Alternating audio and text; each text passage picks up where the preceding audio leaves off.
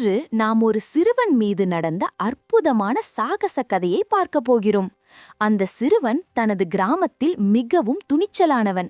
ஆனால் ஒரு நாள் அவன் மந்திரவனத்தின் உள்ளே பயணமாகச் சென்றபோது வழி தவறிவிடுவான். மந்திரவனம் ஒரு விசித்திரமான இடம். செடிகள் பேசுகிறன, காடுகள் சிரிக்கின்றன, விலங்குகள் நட்பாக அணுகுகின்றன. அந்த வனத்தின் மெல்லிய ஒளியில் சிறுவன் ஒரு நிமிடம் அசந்து நின்றாலும் அருகிலுள்ள விலங்குகள் அவனுக்கு வழிகாட்டின.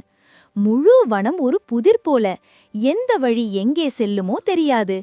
ஆனால் சிறுவன் தனது துணிச்சலையும் நம்பிக்கையையும் விட்டு போகவில்லை.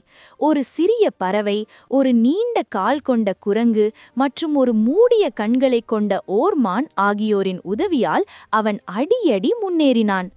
காலை ஒளி போல மென்மையான ஒளி வழிகளின் மீது விழுந்து சிறுவனின் பயணத்தை ஒளிரச் செய்தது. அவன் சிரித்து போராடினான், ஒவ்வொரு தடையையும் கடந்து தைரியத்தை சேர்த்து இறுதியில் மந்திரவனத்தின் எல்லையை கடந்தான். வீட்டிற்கும் குடும்பத்திற்கும் திரும்பிய சிறுவன் பயமும் சிரமமும் இருந்தபோதிலும் நம்பிக்கை, துணிவு மற்றும் மற்றவர்களின் உதவி கொண்டு வெற்றி பெற்றான்.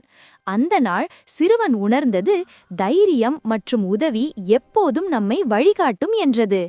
மந்திரவனத்தின் ஒவ்வொரு செடி, ஒவ்வொரு விலங்கு சிறுவனுக்கு ஒரு பாடத்தை கற்றுத்தந்தது.